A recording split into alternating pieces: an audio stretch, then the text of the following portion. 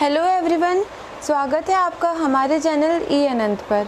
Last video में हमने chapter 1 पढ़ा था, जिसमें हमने देखा था कि एग्रीकल्चर की शुरुआत कैसे हुई, फर्स्ट सिटीज़ कहाँ कहाँ बसी, हमने डेट्स के बारे में भी जाना और कई सारी चीज़ें पढ़ी थी। आज हम पढ़ेंगे हिस्ट्री चैप्टर 2 क्लास 6, जिसका नाम है on the trail of the earliest people. Trail मतलब मार्ग या फिर निशान। हम पढ़ेंगे कि जो अर्लीस्ट पीपल होते थे, आदि मानव, वो किस तरीके से रहा करते थे, कैसे एक जगह से दूसरी जगह ट्रैवल किया करते थे और वो अपनी लाइफ कैसे व्यतीत करते थे। अब ये देख रहे हैं आप, एक स्टोरी है। तो हर चैप्टर की शुरुआत में ये जो स्टोरी होती है, ये हमें चैप्टर से जोड़ती है। तो इस स्टोरी में तुषार ने अपने अंकल से जाना कि ट्रेन आज से 150 साल पहले चलना शुरू हुई और बस उसके कुछ दशक बाद, डिकेड्स मतलब दशक, 10 साल का समय। तो तुषार ने सोचा कि बस और ट्रेन का तो ठीक है, पर आज से जब कई साल पहले अर्लीस्ट पीपल हुआ करते थे, वो एक जगह से दूसरी जगह जाने के लिए क्या करते थे। चलिए पढ़ते हैं। The earliest people why were they on the move. तो आज से 2 मिलियन ईयर्स एगो क्या हुआ करता था, लोग सब कॉन्टिनेंट में रहा करते थे। सब कॉन्टिनेंट मतलब कॉन्टिनेंट से थोड़ा छोटा जिसका एरिया, हम उसे सब कॉन्टिनेंट बोल देते थे। जैसे पहले इंडिया, पाकिस्तान, बांग्लादेश सब एक थे, तो हम उसे सब कॉन्टिनेंट बोल देते हैं। उसके बाद आज हम उन लोगों को हंटर गैदर से जानते हैं। जो लोग पहले सब कॉन्टिनेंट में रहा करते थे, आज हम उन्हें हंटर गैदरर्स से जानते हैं। आपने लास्ट क्लास में देखा होगा कि हम लोगों ने हंटर गैदरर्स का मतलब समझा था, वो लोग जो अपना खाना इकट्ठा करते थे, वाइल्ड एनिमल्स को हंट करते थे, फिश, बर्ड्स, या फिर जो लोग अपना फ्रूट्स हुआ, रूट्स हुई, नट्स हुआ, सीड्स, इन सबको इकट्ठा करते थे। तो क्योंकि हमारा जो इंडिया का लैंड है वो ट्रॉपिकल लैंड है, तो यहाँ पर बहुत सारे वैरायटी ऑफ प्लांट्स हमें देखने को मिलते हैं। तो जो प्लांट्स थे वो भी एक बहुत इम्पॉर्टेंट जरिया था उन लोगों के लिए खाना इकट्ठा करने का। अच्छा, ये जो काम ये लोग करते थे ये आसान नहीं था। कई एनिमल्स ऐसे हुआ करते थे जो बहुत तेज़ दौड़ते थे, कुछ बहुत स्ट्रॉन्ग होते थे। तो आपको अगर एनिमल को पकड़ना हुआ करता था तो हमें अलर्ट होने की ज़रूरत थी, क्विक होने की ज़रूरत थी, और हमारा जो दिमाग है उसमें बहुत सचेत रहने की ज़रूरत थी। प्रेजेंस ऑफ माइंड बहुत ज़रूरी था। ये नहीं कि कहीं खो गए और एनिमल चला गया और हम हंटिंग नहीं कर पाए। To collect plant produce you need to find out which plant और parts of plant are edible. अब आज तो हमारे पास कई सारे प्लांट हैं जो हमें पता है कि कौन सा खाने लायक है और कौन सा नहीं, पर उस समय बहुत चेक करना पड़ता था कि कोई चीज़ पॉइजनस ना हो, खाने लायक हो। फिर सीजन्स की बारी आती थी, कुछ फल कुछ ही सीजन्स में निकलते थे। तो ये सारे एक मेन रीजंस थे जिस कारण अर्लीस्ट पीपल हमेशा एक जगह से दूसरी जगह मूव कर लिया करते थे। चलिए आगे बढ़ते हैं।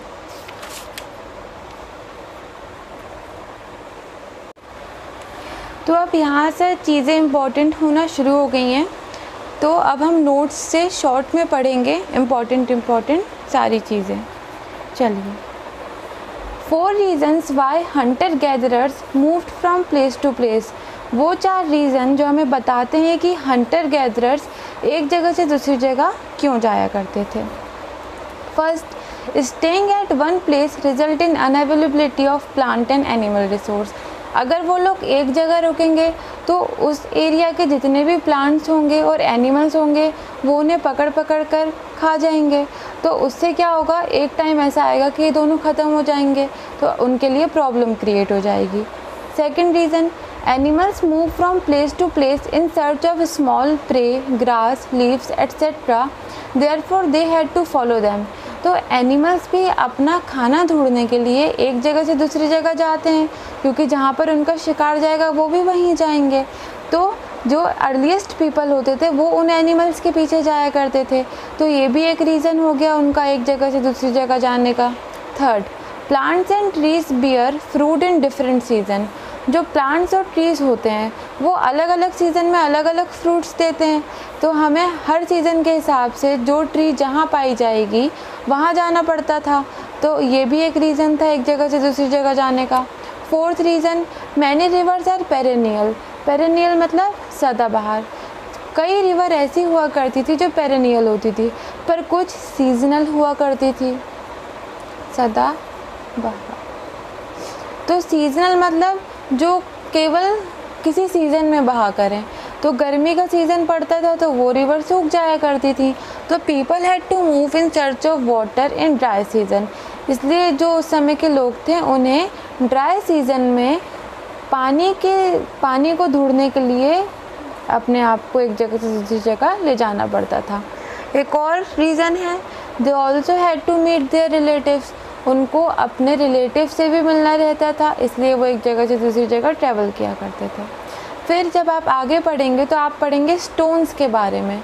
तो स्टोन्स जब रीड करेंगे एनसीईआरटी तो वर्ड आएगा factory sites.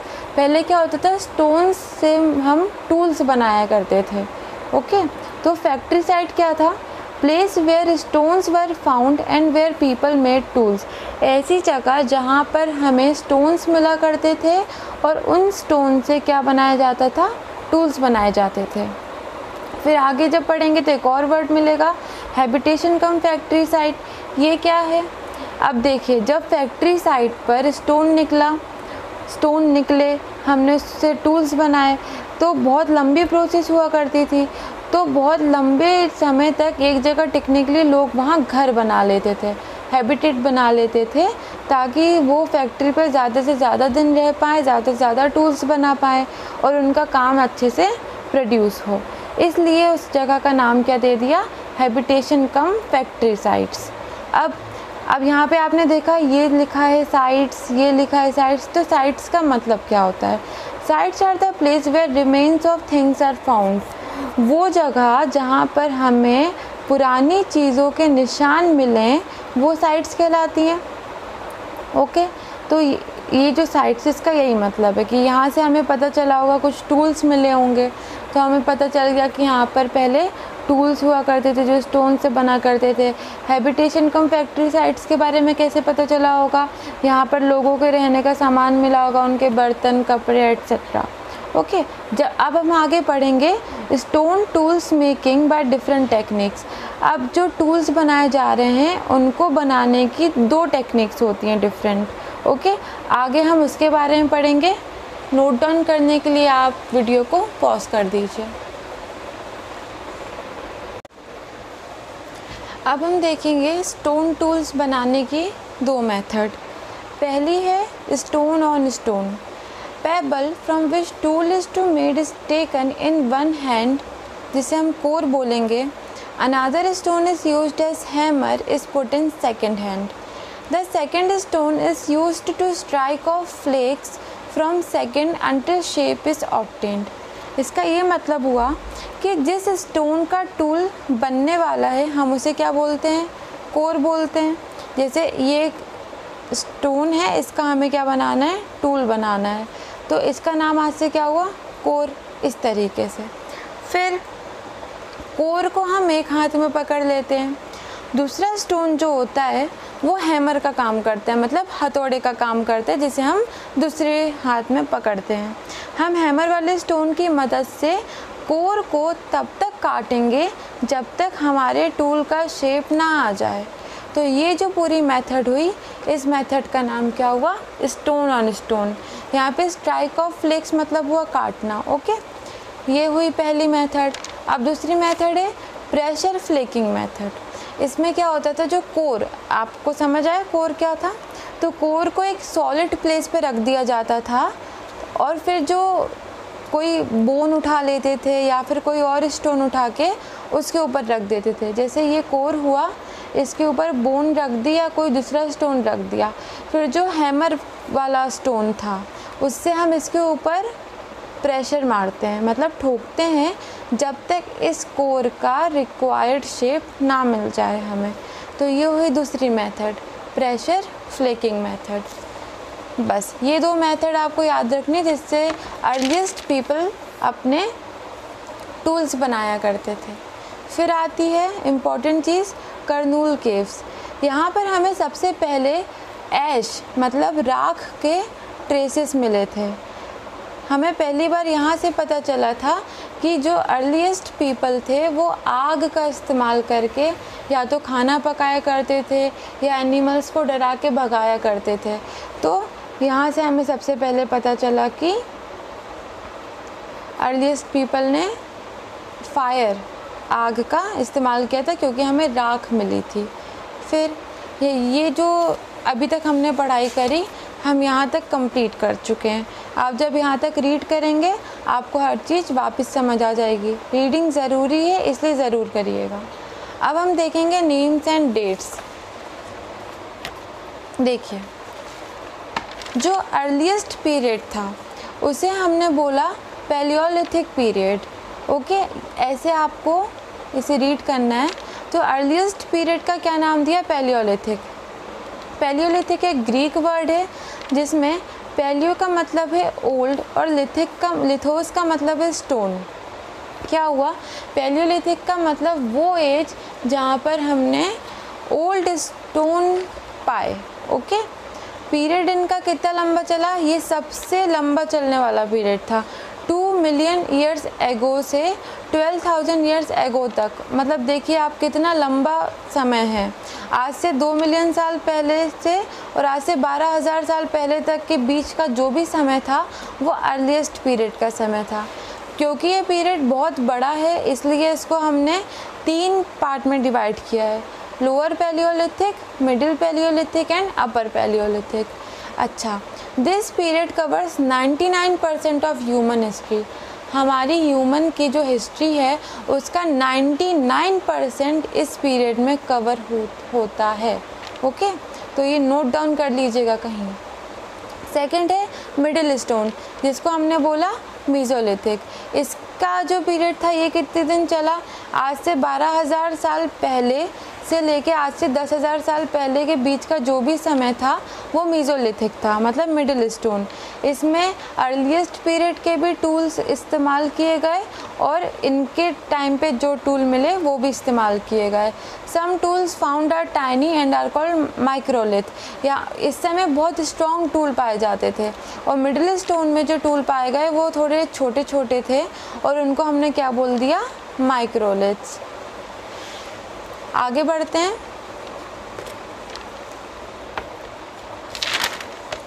Neolithic. Neolithic period क्या था इसके बारे में डीप में हम अगले चैप्टर में पढ़ेंगे, अभी बस जान लीजिए। नियोलिथिक वो पीरियड था जो आज से 10,000 साल पहले शुरू हुआ था। अच्छा, इसके बाद आप जब बीच बीच में देखेंगे तो इम्पोर्टेंट चीज़ मिलेगी। तो ये लिखा था कि ostriches were found during the Palaeolithic period. Palaeolithic period में क्या पाई गई थी? ऑस्ट्रिचेस पाई गई थी। बस इतना इम्पोर्टेंट है। ये रहा ऑस्ट्रिच का para. Large quantities of ostrich egg shells were found at पटने इन महाराष्ट्र। महाराष्ट्र के पटना में हमें बहुत ज़्यादा क्वांटिटी में ऑस्ट्रिच के एग मिले थे। इन पर फिर डिज़ाइंस भी बनाई गई और कुछ के वाइट बीड्स भी बनाए गए थे बाद में।